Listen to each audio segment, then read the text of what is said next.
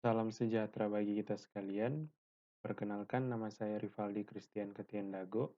Sebagai peserta pelatihan dasar calon pegawai negeri sipil, jabatan saya yakni analis hukum pertanahan di bidang pengendalian dan penanganan sengketa, Kantor Wilayah Badan Pertanahan Nasional Provinsi Sulawesi Utara.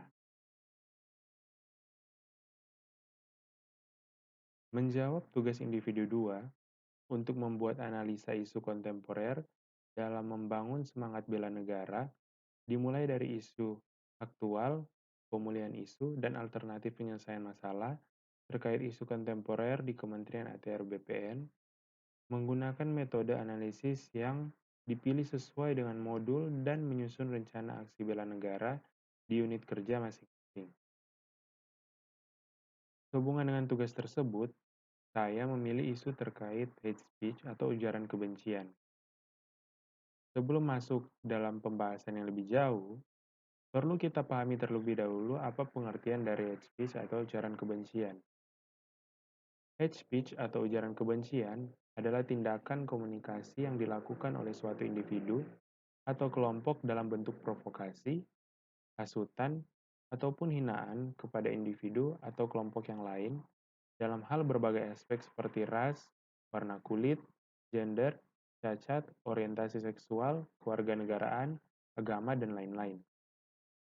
Menurut Margaret Brown Siska dan Jeffrey Bell, menyatakan bentuk hate speech atau ujaran kebencian dapat berwujud seperti menghina, merendahkan kelompok minoritas tertentu dengan berbagai latar belakang dan sebab baik berdasarkan ras, gender, etnis, kecacatan, kebangsaan, agama, orientasi seksual, atau karakteristik lain.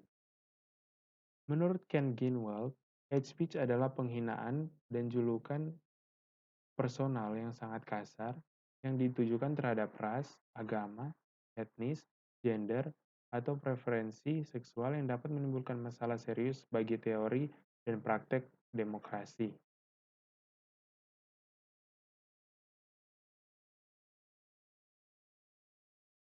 Saya tertarik untuk menganalisis isu hate speech atau ujaran kebencian karena menurut saya isu ini memenuhi kriteria dalam bentuk teknik tapisan isu, yakni yang pertama aktual, di mana isu hate speech atau ujaran kebencian ini adalah isu yang sedang hangat diperbincangkan dan hingga tahun 2021 ini masih terdapat kasus-kasus mengenai hate speech atau ujaran kebencian di media sosial. Yang kedua, kehalayakan, yang mana tindakan hate speech ini dapat menyebabkan ketegangan dan perpecahan di halayak. Yang ketiga, problematik. Permasalahan tindakan hate speech sangatlah kompleks. Bahkan sampai saat ini masih menjadi problematika bagi pembuat undang-undang dan pakar hukum mengenai aturan yang mengatur mengenai hate speech ini. Karena dikaitkan dengan kebebasan bagi setiap warga negara untuk mengutarakan pendapatnya. Dan yang keempat adalah kelayakan, yang artinya tindakan hate speech merupakan tindakan yang secara nyata terjadi di dalam masyarakat. Hal inilah yang dikatakan sebab akibat tindakan hate speech itu sendiri. Tindakan ini adalah tindakan yang sebetulnya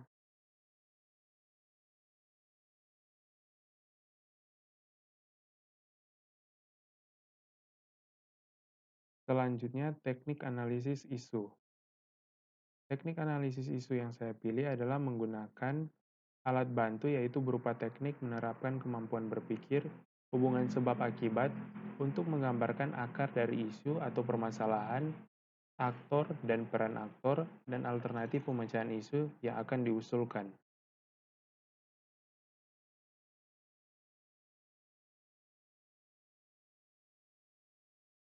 Hate speech atau ujaran kebencian ini dapat dilakukan melalui beberapa media,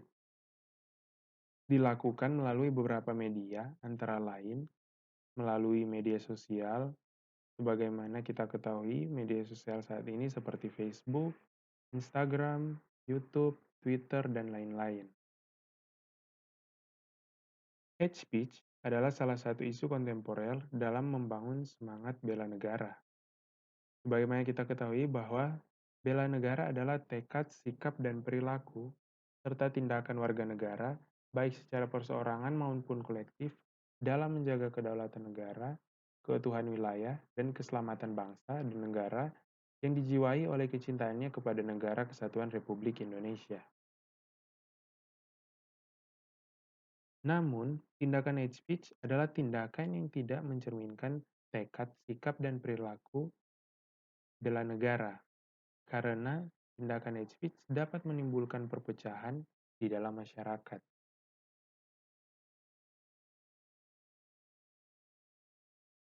Setiap orang dapat menjadi pelaku hate speech, karena hate speech dapat dilakukan baik sadar maupun tidak sadar dan dapat dilakukan oleh seluruh orang tak terkecuali di lingkup Kementerian ATR BPN, mengingat hampir seluruh masyarakat sudah tentu menggunakan media sosial. Hate speech atau ujaran kebencian berakar dari pikiran manusia yang tidak berpikir secara tenang yang disebabkan oleh beberapa faktor, semisal tekanan pekerjaan, masalah kehidupan bersosial, masalah dalam berbisnis, dan lain-lain. Sehingga membuat seseorang melakukan tindakan yang tidak dipikir terlebih dahulu secara dingin. Oleh karena itu, untuk menghindari terjadinya tindakan hate speech atau ujaran kebencian melalui media sosial, lebih khusus di lingkungan Kementerian ATR BPN, maka menurut saya perlu dilaksanakan kegiatan yang bersifat religius berdasarkan keyakinan dan kepercayaan masing-masing ASN. Seperti contoh melakukan kegiatan peribadatan di kantor sebelum melakukan aktivitas. Hal ini menurut saya dapat memberikan ketenangan hati dan pikiran bagi setiap ASN yang akan bekerja, sehingga ASN di Kementerian ATR BPN terhindar dari kasus tindakan hate speech atau ujaran kebencian.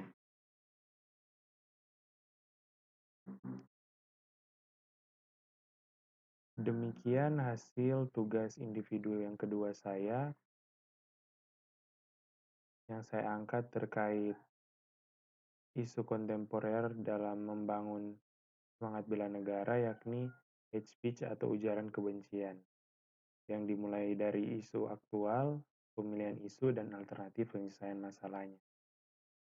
Saya memohon maaf apabila ada salah kata yang telah saya sampaikan, dan saya mengucapkan banyak-banyak terima kasih bagi yang sudah menonton.